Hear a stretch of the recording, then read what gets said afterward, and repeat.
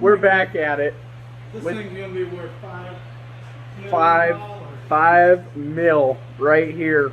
We're rebuilding a truck. Just kidding. We're doing a wheel bearing on an 06 Chevy. 06 Chevy 1500. We're doing the front passenger wheel bearing. Here she is already on the lift, so that's convenient, isn't it? You gotta pop this cap out. These are not the rims that you're gonna have, because these are from, like, what'd you say, a 2018 Chevy? Yeah, these are a little bit newer, but you're gonna start by pulling your front passenger wheel off here. Get you a little pry bar.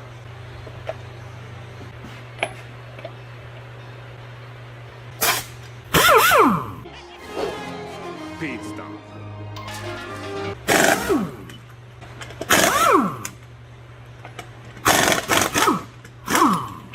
No.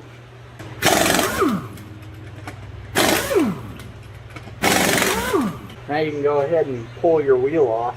So now what we're looking at is this caliper. You're gonna have a bolt here, bolt here. Looks like those are like 21s maybe. They're really big. Correction, they're 19s.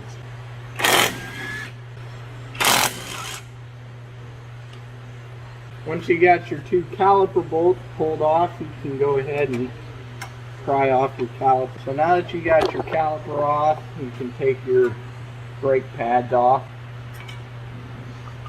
Alright, now you got your two caliper bracket bolts back here. These are actually 18s.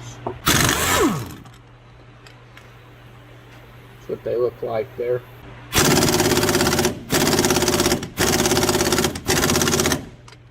I'll have to get the old breaker bar.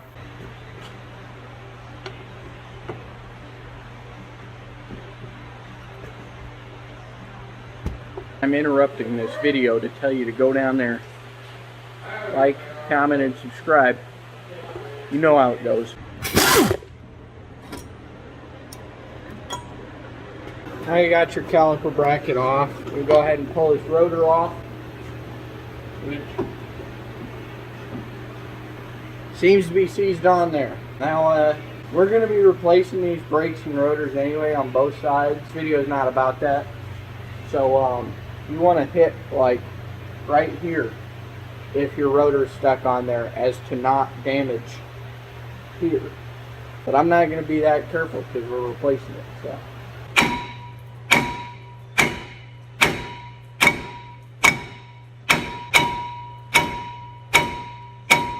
If you weren't replacing your rotor, you would have to get this off. But Duke just brought up a good point. We are replacing the rotor. So if you're not, beat the crap out of it till it comes off.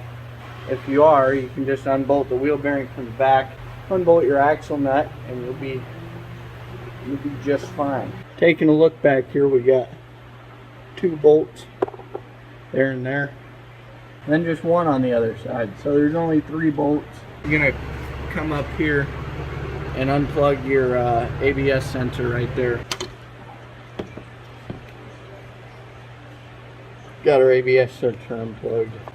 You got a 15 ratcheting wrench here. And start pulling these out. Is there a 15 or a 17?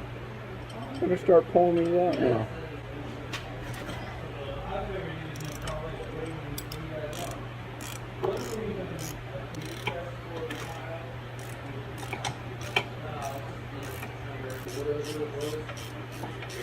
Bolt number 1.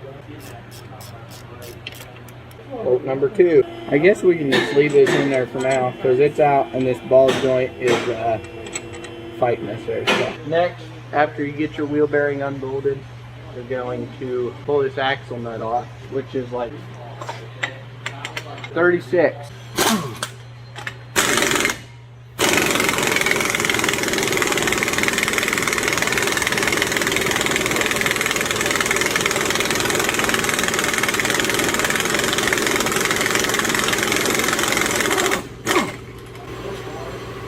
The washer that comes off with it. Make sure your axle pushes in. So now we've got this special tool. It bolts onto the studs. And you hit it right there. There's a million different tools to do a wheel bearing. Most likely you're going to have to get one of them because it usually doesn't just come right out.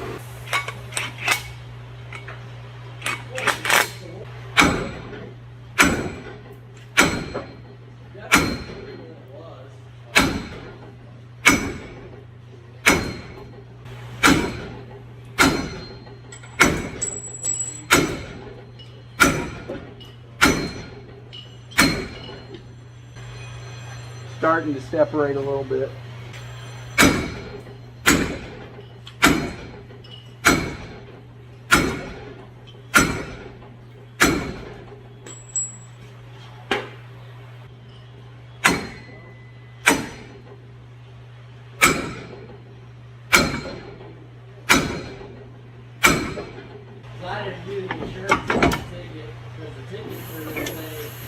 We ended up breaking it, left the other part in there, so alright, here's what we're dealing with here.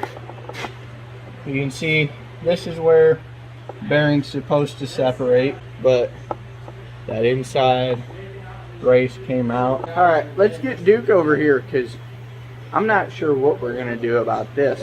Time to call in the pros. Useful information.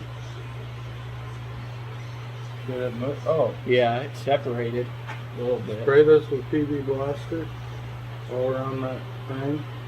And you'll get the air hammer and go zzz, zzz, zzz, and it'll fall out. Gotcha. Alright, Duke's advice is that we spray this down with a little bit of PB Blaster and then wrap tap it with an air hammer. So, oh, spray your face.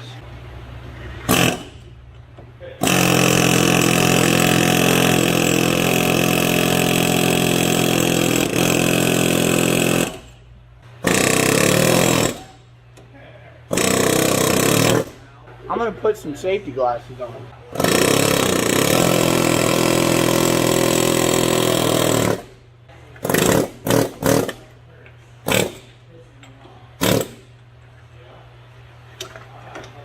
Alright, so you're going to take your little emery cloth or sandpaper or whatever, or like a die grinder. Pull this heat or dust shield off.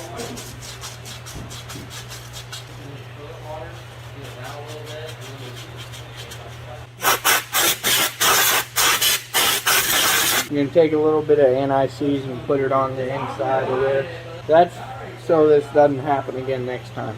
Don't forget to put your dust shield back on.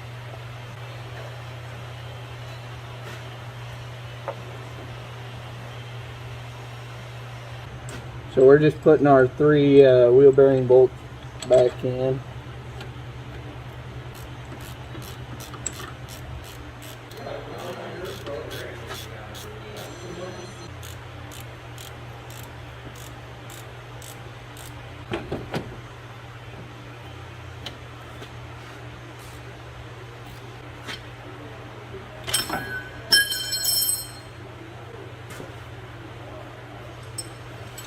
Alright, now that you got those all tight, you can check and make sure you're seated evenly around there and you have no gaps or anything like that. You can go ahead and run your ABS sensor or your wheel speed sensor back up. So it just clicks in there and up here.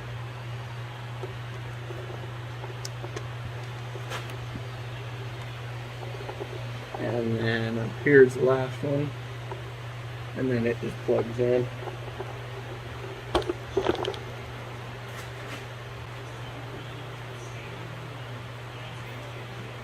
Got this plugged back in.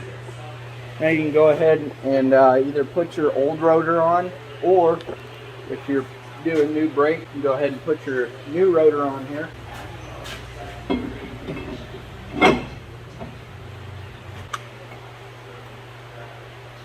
Make sure you take this opportune moment to go ahead and grease your caliper slide pins because you're already here, so do it. Those pins just pull right out of there. Put your brake grease, anti-seize. Alright, so once you got your rotor back on, put our caliper bracket on.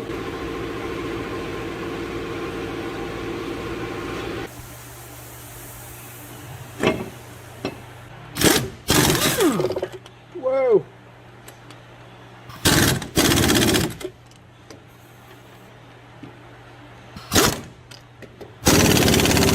Alright, to put your pads back on, you're going to have one with a flat piece like this and one without that, with your squeaker on there.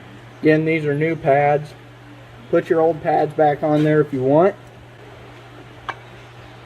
That one with the flat spot goes on the inside. pads are on, you can go ahead and put the caliper back on.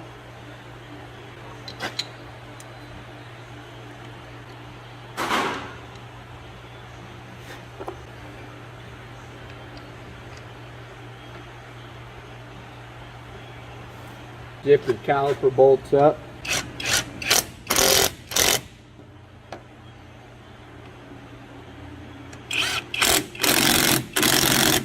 Important tip for you, make sure your hose here isn't twisted around or anything. It'll really, it won't let your brakes release. You'll not be very happy. Your last step in this process, zip that nut up. Your